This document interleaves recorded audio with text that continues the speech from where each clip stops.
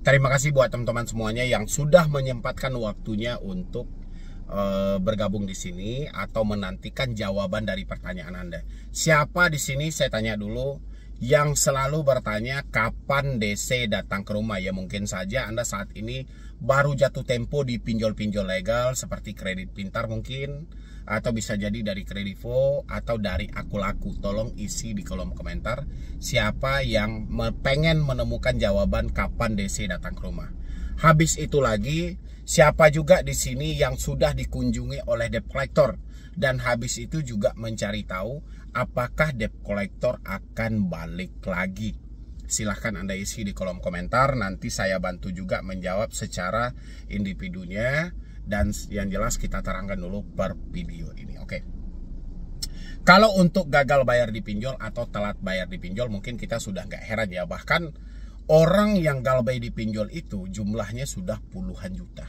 Sudah banyak banget. Tapi sebelum mereka menyatakan galbay, kita sama-sama tahu. Sebelum mereka menyatakan tidak mampu bayar, kita sama-sama paham. Sudah berapa juta duit yang mereka habiskan sebelum mereka sampai di titik ini. Mungkin bisa saja untuk memperpanjang, untuk mencicil, untuk mungkin ada aja aset-aset yang sudah dijual, harta yang sudah digadaikan. Ya kita kan nggak tahu. Mungkin saja mereka sudah berada di titik mentok. Oke. Kita balik ke temanya. Kapan debt collector datang ke rumah? Ini adalah sumber masalah ketika telat bayar, tidak mampu bayar, tidak sanggup bayar di pinjaman online. Ya, ini sumber masalahnya. Kenapa ini menjadi sumber masalah? Banyak banget orang-orang yang selalu salah kaprah dalam menghadapi situasi yang seperti ini. Mereka ketika telat bayar, mereka selalu menyibukkan diri mereka untuk mencari tahu kapan DC datang ke rumah. Bahkan kepada saya atau kepada rekan-rekan saya yang lainnya yang juga ikut mengedukasi, mungkin pertanyaan kapan DC datang ke rumah mungkin sudah nggak asing lagi kalau dilontarkan oleh para orang yang galbay di pinjol. Kenapa? Ya, harusnya yang kita cari itu pertanyaannya kenapa, bukan jawaban buat mereka yang kita kasih tahu, tapi kita cari dulu kenapa, apa alasan mereka bertanya seperti itu. Pertama, saya selalu menyampaikan sama Anda, ini bukan akal-akalan saya saja, tapi saya sudah bertanya ke beberapa orang, bahkan puluhan sampai ratusan orang saya pertanyakan, apa yang menjadi, apa yang memicu sehingga kamu bertanya kapan DC datang ke rumah? Seolah-olah DC yang datang ke rumah ini sangat menakutkan dan sangat menyeramkan. Apa yang terjadi sebenarnya? Ya, ada yang menjawab pertama, dia tidak pengen suami dia tahu. Ya, itu yang pertama, jawaban yang pertama. Itu kalau saya bertanya waktu itu sama ibu-ibu, dia tidak pengen suaminya tahu. Ada juga saya bertanya juga, dia tidak pengen orang tuanya tahu. Ya, ada juga yang memberikan jawaban dia tidak pengen teman-teman dia tahu. Berarti ada 3 versi. Ya, ada 3 versi. Pertama suami, kedua orang tua, ketiga teman-teman. Apa yang melandasi mereka menutupi semua ini? Ya, mungkin kalau bagi istri tidak pengen suaminya tahu karena takutnya mungkin diceraikan. Ya, mungkin dia telah melakukan kesalahan yang besar, takutnya nanti sang suami menduga si wanita ada pria idaman lain, misalnya gitu yang dia biayai, kalau enggak ngapain dia berhutang. Kan itu asumsi yang selalu terjadi. Tiba-tiba nanti kalau suami tahu kita berhutang, kita langsung diceraikan dengan tuduhan berbagai macam. Habis itu sama orang tua. Kalau misalnya orang tua tahu kita berhutang, misalnya dia masih dengan status lajang misalnya gitu, takutnya orang tua menduga-duga dia pemakai narkoba, pemain judi online dan lain sebagainya, sehingga dia diusir dari rumah. Yang ketiga, jangan sampai tahu teman-teman, ini yang paling parah. Jangan sampai tahu teman-teman dia. Supaya apa? Supaya teman-teman dia tidak memvonis dia miskin, tidak memvonis melarikan hutang, supaya dia tetap dianggap oleh teman dia itu orang yang royalitasnya tinggi gitu loh. Ya, padahal keadaan sudah tidak baik-baik saja. Oke. Sampai di sini, buat teman-teman semuanya yang bertanya kapan DC datang ke rumah, Anda harus taklukkan 3 hal ini dulu. Ya, taklukkan 3 hal ini. Pertama, tentang suami tadi, habis itu orang tua, habis itu teman-teman. Apa yang harus kita taklukkan? Coba terima kenyataan hari ini. Coba jujur kepada diri Anda sendiri. Tanyakan ke diri Anda, apa yang sedang Anda bohongi? Apa yang sedang Anda takutkan? Bukankah semua ini atas dasar kecerobohan kita dan kesalahan kita? Ya, harusnya Anda cari momen-momen tertentu untuk terbuka sama suami. Ini adalah orang, kalau bagi wanita ya yang sudah bersuami, ini adalah orang yang menanggung jawab diri Anda lahir dan batin. Walaupun Anda membayangkan sesuatu yang sangat mengerikan ketika Anda jujur sama suami, tapi tetap berpikiran positif. Saya pengennya seperti itu. Kenapa harus berpikiran positif? Apapun kesalahan yang terjadi sama istri tidak terlepas dari kesalahan suami. Ya, di banyak kasus pernah saya tanyakan, kenapa Anda melakukan hal ini? Kenapa Anda tidak minta sama suami? Gaji suami pas-pasan, sementara ada biaya dengan jumlah yang besar yang harus dia keluarkan. Mungkin untuk biaya kuliah anak, biaya sekolah anak, kebutuhan sehari-hari, tidak bisa dielakkan. Kalau dia minta sama suami, besar kemungkinan akan terjadi pertengkaran. Daripada terjadi pertengkaran, si istri mengambil inisiatif meminjam di pinjol. Dengan anggapan si istri pinjam pinjol ini sama dengan pinjam bank. Ya, pinjamnya 10.000, balikinnya 10.500. Ternyata tidak. Pinjam 10.000, balikinnya 17.000. Akhirnya si istri ada ketidaksanggupan karena mengingat uang pas-pasan yang diberikan suami. Akhirnya terjadi apa? Terjadilah gali lubang tutup lubang. Akhirnya membesar. Ya, ini yang dicemaskan. Tapi buat si istri, saya pengen Anda jujur dan terbuka, apapun itu risikonya nanti. Ya, yang jelas Anda percaya aja, fakta tidak seburuk yang Anda bayangkan. Dengan Anda jujur sama suami, Anda akan membuang satu kalimat, kapan DC datang ke rumah. Begitu juga dengan orang tua. Cari momen-momen tertentu, Anda harus cerita sama orang tua. Banyak alasan di luar sana menyampaikan, orang tua saya nggak bisa bang. Orang tua saya nggak bisa kagetan. Orang tua saya ada riwayat jantung dan segala macam. Ingat buat teman-teman semuanya, hidup dan mati seseorang itu di tangan yang maha kuasa. Bukan karena masalah Anda. Jadi jangan Anda kait-kaitkan orang tua Anda akan meninggal kalau ketahuan masalah Anda gak ada hubungannya. Justru orang tua Anda akan parah jantungannya kalau tiba-tiba ada deflektor yang datang ke rumah. Ya, makanya lebih baik dia tahu dari Anda, itu menyakitkan tapi dia menemukan jawaban. Daripada dia tahu dari orang lain tanpa Anda yang memberitahu. Ya, cari momen-momen tertentu untuk jujur sama suami dan orang tua. Habis itu sama teman dekat. Ini persetan soal teman dekat. Nggak peduli. Kalau memang iya ada teman dekat Anda, ya teman yang menemani Anda ketika susah, harusnya Anda tidak terjebak dong di dunia pinjol. Hutang 1 juta, 2 juta, kalau memang ada teman Anda kan bisa saling bantu. Kan kita di Indonesia ini saling gotong royong, kebersamaan. Ya, jadi teman yang Anda bela-bela itu, teman yang takut memponis Anda miskin itu bukan teman yang layak untuk Anda jadikan teman yang akrab banget gitu loh. Anda harus pikirkan matang-matang.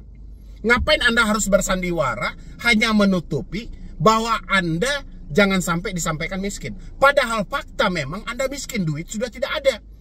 Apalagi yang mau disandiwarakan, otomatis akan menjadi beban berat bagi diri Anda. Ya, ini teman ini baik teman kantor maupun siapapun. Bahkan ada lagi saya tambahin ya. Jangan sampai DC datang ke kantor dan menelpon ke kantor. Takutnya saya dipecat bang. Takutnya saya diberhentikan bang. Satu-satunya kerjaan saya cuma ini. Oke, saya paham. Mencari pekerjaan memang sulit. Mencari pekerjaan tidak semudah yang kita bayangkan. Tapi ingat, siapapun Anda, dimanapun Anda bekerja hari ini, Anda sadari bahwa rezeki yang ada hari ini itu dari Yang Maha Kuasa. Ya, itu karena Tuhan menitipkan rezeki Anda melalui perusahaan itu. Bukan karena ijazahmu tamatan fakultas tinggi. Ya, bukan gelarmu yang tinggi, bukan pendidikanmu yang tinggi, tidak. Itu hanya sebatas persyaratan. Tapi rezeki yang sebenarnya Tuhan menitipkan melalui perusahaan itu. Jadi Anda nggak perlu khawatir. Sekarang Anda percaya, kalau memang masih ada rezekimu di perusahaan itu, mau masalah sebesar apapun, kamu tidak akan dikeluarkan dari perusahaan itu. Tapi kalau rezekimu sudah tidak ada masalah sama sekali, tiba-tiba kamu meminta resign dan kamu dipecat. Ya, contoh kasus COVID kemarin. Nggak ada masalah pinjol. Ya, tapi karena rezekimu di sana, tiba-tiba terjadi pengurangan karyawan. Kamu salah satunya. Ya, ini sadari buat teman-teman semuanya. Habis itu baru Anda balik lagi. Kapan DC datang ke rumah? Tidak ada satu orang pun yang tahu. Ya, kapan DC datang ke rumah itu hanya soal internal antara pelaku usaha jasa keuangan dan debt collector yang ditugaskan ke lapangan. Ya, Anda berharap saya menjawab, atau ada di luar sana orang yang bisa menjawab? Pantas kita pertanyakan kapasitas dia. Kenapa dia bisa tahu persis kapan DC datang ke rumah? Ya, ini orang bertanya bukan di satu daerah. Orang bertanya bukan di satu provinsi, tapi ada di puluhan provinsi di Indonesia ini. Ya, dia bertanya, dan orang itu hafal persis debt collector akan datang jam sekian dan tanggal sekian di daerah sana. Saya rasa nggak ada orang yang tahu. Itu rahasia internal antara debt collector dengan si pinjolnya. Ya, jadi sampai ke ujung dunia pun Anda cari itu, tidak akan Anda temukan jawabannya. Kalau Anda pengen bertanya, kapan DC datang ke rumah, tanyain ke aplikasinya langsung. Kapan Anda perintahkan debt collector lapangan untuk ke rumah saya? Di daerah ini, kecamatan ini. Ya, tanyakan sama aplikasinya. Aplikasi yang tahu. Ya, jadi nggak ada orang yang tahu. Anda paksain sama saya, Bang Medi jawab dong kapan DC datang ke rumah. Ada nggak DC daerah sini? Nggak akan Anda temukan jawabannya. Ya, dan inilah pemicunya kenapa Anda bisa masuk dalam dunia penipuan. Ketika Anda bertanya, saya telat bayar nih di aplikasi A misalnya. Kira-kira DC-nya datang nggak? Dan kapan DC datang ke rumah? Anda selalu bertanya soal itu. Pasti orang-orang yang ingin menipu Anda membesar-besarkannya. Kamu bayar itu cepat, itu bahaya itu. Hampir semua Indonesia, di seluruh Indonesia, itu ada debt collectornya. Bayar aja cepat. Padahal bukan bayar itu tujuan dia.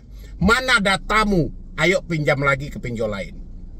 Ya, emang siapa dia tahu persis debt collector akan datang hari itu di daerah itu?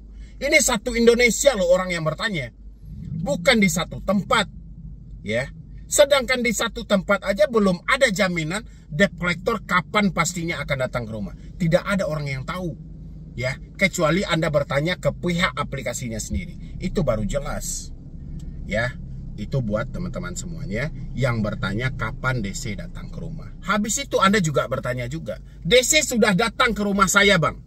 Di beberapa daerah. Selalu bertanya, kira-kira DC-nya datang lagi nggak ya Bang? Ya, Anda memaksa saya untuk menjawab. Memaksa saya untuk menjawab gitu loh. Saya bilangin nanti, ya kemungkinan dia akan datang lagi. Karena hutangnya belum Anda bayar.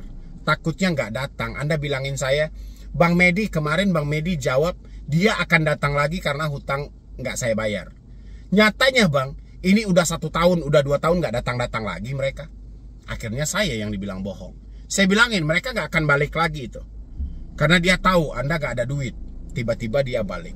Jadi pertanyaan yang Anda lontarkan itu, setelah debt collector datang, apakah kemungkinan dia datang lagi ke rumah saya? Itu pertanyaan jebakan. Makanya ketika ada debt collector yang berkunjung, pertegas di sana. Pertegasnya seperti apa? Kalau mampu bayar habis-habis bunga plus dendanya. Kalau tidak mampu, hentikan semua pembayarannya. Sampaikan ke mereka, saya sudah tidak mampu. Anda bolak-balik pun ke sini, duit saya nggak akan ada. Percuma Anda capek-capek. Mendingan sampaikan ke perusahaan Anda bahwa saya tidak mampu lagi bayar. Saya mempersiapkan diri saya untuk menerima risiko apapun itu yang diterapkan oleh perusahaan Anda. Tegaskan seperti itu. Ya, dan jangan lupa juga, ini selalu lupa dari teman-teman semuanya, ketika ada kunjungan dari debt collector ke rumah Anda, coba diperiksa dulu mulai dari ID card mereka, surat kuasanya, sertifikat profesi penagihannya. Jangan buru-buru takut, jangan buru-buru gemetar. Ya, nanti kalau saya ngomongin kayak gini, Bang Medi pernah galbay nggak sih? Itu pula yang dia tanyain gitu loh. Ya, kalau itu yang Anda tanyain, kapan ini mau selesainya? Ya, kalau Anda pengen tahu saya pernah galbay atau tidak, tonton lagi video saya 2019. Di sana sudah saya jelaskan. Dan lagian, ya, untuk kita memberikan edukasi, kita memberikan pencerahan, bukan berarti kita harus jadi pelakunya dulu. Contoh, saya menyampaikan, weh jangan mencuri. Mencuri itu tidak baik. Apakah saya harus jadi pencurinya dulu? Baru saya bisa menasehati orang itu. Habis itu saya sampaikan, Anda kalau seperti ini, saya tangkap gitu loh. Apakah saya harus menjadi polisi dulu untuk mengamankan tindakan kejahatan? Ya. Dan polisi yang menangkap bandar narkoba, apakah polisi harus jadi bandar dulu? Jadi nggak logis juga pertanyaan teman-teman seperti itu. Ya, sekarang praktekkan aja dalam diri Anda. Kalau pas pergunakan, kalau nggak pas ya udah. Dengar aja, itu banyak itu di luar sana bertanya, Bang Medi pernah galbay nggak sih? Pernah galbay nggak sih? No, tengok semuanya. Orang-orang yang memberikan edukasi itu tanyain semuanya. Pernah galbay apa tidak? Sebenarnya poinnya bukan di sana. Selagi kemampuan dia nyambung, logika dia pas dan rasanya bisa membantu hidup Anda, ya sudah pakai aja itu gitu loh. Ngapain kita sibuk-sibuk gini bikin capek Anda aja. Ya, itu jawaban dari saya buat teman-teman yang bertanya, kapan DC datang ke rumah, dan setelah DC datang ke rumah apakah kembali lagi? Kurang lebih seperti itu jawabannya. Ya, mudah-mudahan ini bisa membantu buat teman-teman semuanya. Tidak ada lagi yang bertanya-bertanya seperti ini. Ketakutan-ketakutan seperti ini. Sudah saatnya kita memulihkan hidup kita. Karena hidup kita ini sudah hancur-hancur gara-gara pinjaman online. Ya, jadi sekian dulu dari saya, Medi Broni. Wassalam.